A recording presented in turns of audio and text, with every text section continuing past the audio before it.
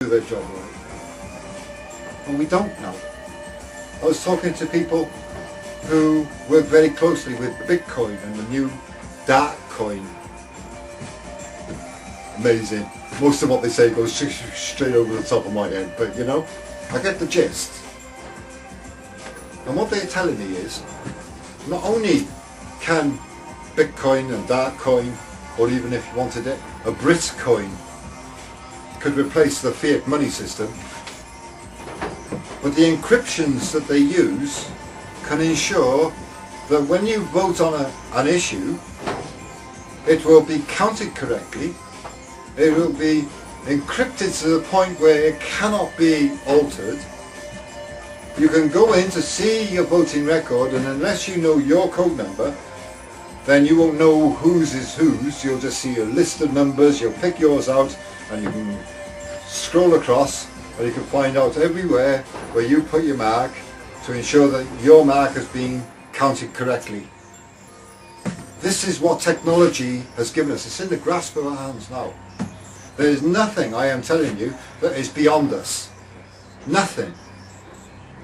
The technology is there. We can either embrace it and move forward for our children, or we can carry on being children.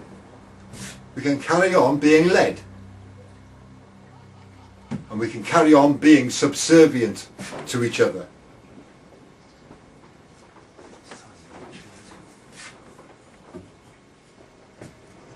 We can be independent sovereign. You take part in your democracy if you so choose. If there is an issue that's close to your heart, then by all means, take part in a debate. Put your X in the box. You know, let's see what this country really thinks on the issues. You know, not being led by some Etonian toff. The unions, I call upon the unions. You speak for the people's voice. You know you're on the workforce with us. You've seen it. You know, if you've got a union reps who can stand as an honest John in your constituency, go for it. You know, the only thing which will stop you standing as an honest John is if you have been a member of a party. If you have left the party and resigned from the party because you are as disgusted as I am with them, then sure, stand. But if you're affiliated to them, well, I'm sorry, but you're criminal. You're a criminal. Pure and simple, because you're working for a criminal organisation. And we need to investigate it. But don't worry, you've done nothing wrong, you've got nothing to fear.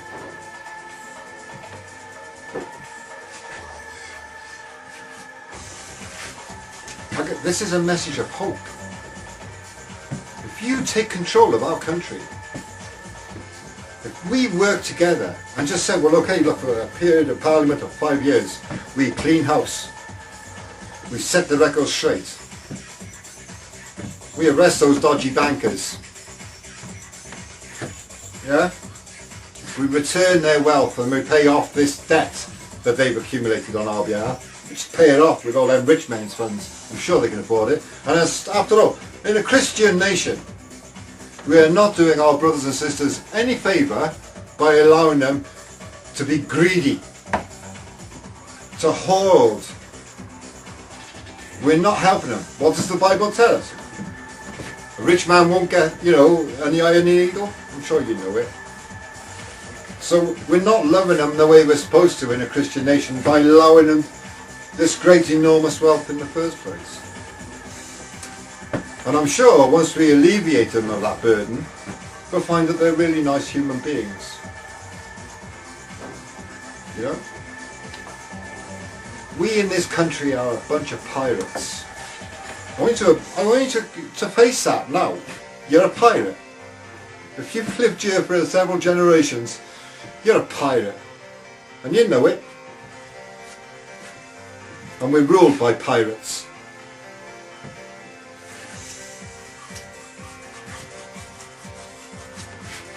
We've seen the suffering around the world that our policies have caused. We've seen the destruction of our planet from the rampant capitalism. We have seen how they turned the city of London into a tax haven. So most of it, just about all of the dodgy money in this world goes through their hands. Why do they allow it? Because it's good for the GDP. Yeah? Because it pays the benefits. And we all benefit. We've been benefiting from this colonisation of the world, and you know what I mean? This massive game of Monopoly we're all involved in. We're all to blame. No, I'm not saying we should all go out and slit our wrists, like, you know what I mean? Don't be so dramatic. Get a grip, right? I'm just saying, grow up. Understand that we are responsible.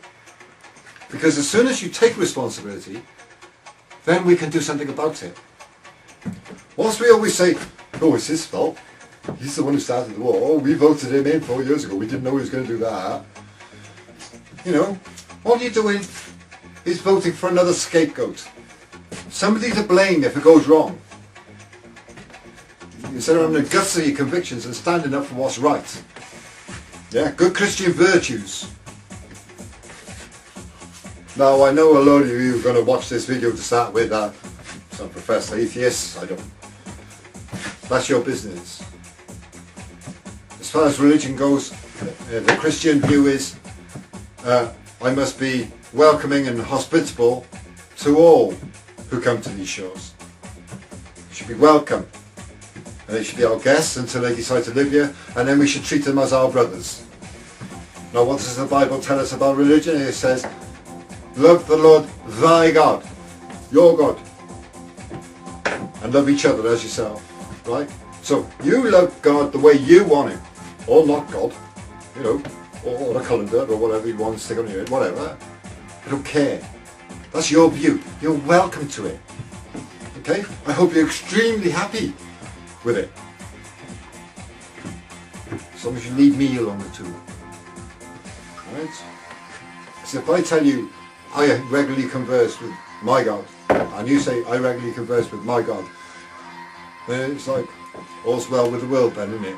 What have we got to talk about? What can I teach you about God that you can't ask him yourself? Why would I be so arrogant to actually assume that as another one of God's creatures that you can't talk to him yourself and find out whatever you want to know for yourself? You don't need me to teach you this. And to be honest, I don't need you teaching me either. I know right from wrong. You know, we all have a moral compass within us. I respect your religion. I really do, because if that's what you need to be a nice person in this world, then whatever floats your boat, go for it. Alright? Just don't ram it down other people's throat, because you've got no right to do that. No right whatsoever. If you want to teach other people about your religion, then do it through the example you set. Because a person who's thinking right thoughts acts with right thoughts. Let the people see the holy man being holy, not up in some pulpit spouting or going there and performing, whether it's on a Sunday and then go back to your shit on a Monday. No. Yeah, no. Be respectful. It's a Christian nation. To be Christian is a thing of love. Just like Islam is a thing of love. And if you look at Judaism in the time of Moses when he cast them two stones out, right? It says love. Yeah? I'm not talking about Torah or the books. Or love. Love each other. Love thine enemy. Okay? Forgive your enemy. These are Christian virtues. This is our country. It's our duty to stand up. We have the opportunity in May. Those buggers got 4 months. And I tell you now, it will not take 4 months to organise enough people to stand up in this country. If you really want to do it, if you really want to do it, now's the time to act. Now. Talk about it. Talk about it with your mates. Get in touch with people who've got money. Stand for a candidacy. Support them. Okay? Because these honest Johns have got a tough task to do. They've got to straighten out our country. And for them to do that, they can't do it alone. We must support them in every way to allow the law to do its job. Let the law sort them out. We know they're there, and you know, what do we do? If you vote in another Labour government, they will cover up the Iraq war again. When Julian Assange came out with his WikiLeaks, I got as mad as the rest of you, knowing then that the first inquiry into the Iraq war was an absolute sham. And then when the second one is declared, I hear that the British are saying to the Americans, don't worry, we'll keep your names out of it, you won't have to testify or nothing. So what type of inquiry are you waiting for after the general election? What do you really think they're going to do? Naughty boy. Let's learn some lessons and not do it again. Bollocks. Absolute fucking bollocks. Children died. Get that through your fucking head. Children died.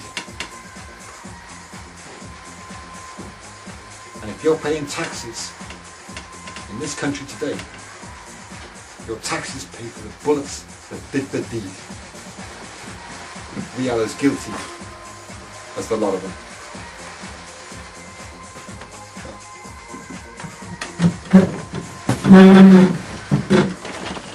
When you're the aggressor, when you're the one that's gone into a country, and you're the one that's doing the invasion, and you're sitting there calling somebody ragheads and savages, you know, those are the people They wonder you're supposed why. to be there to save. And they wonder why we have terrorism, No, I know. you know, and why they want to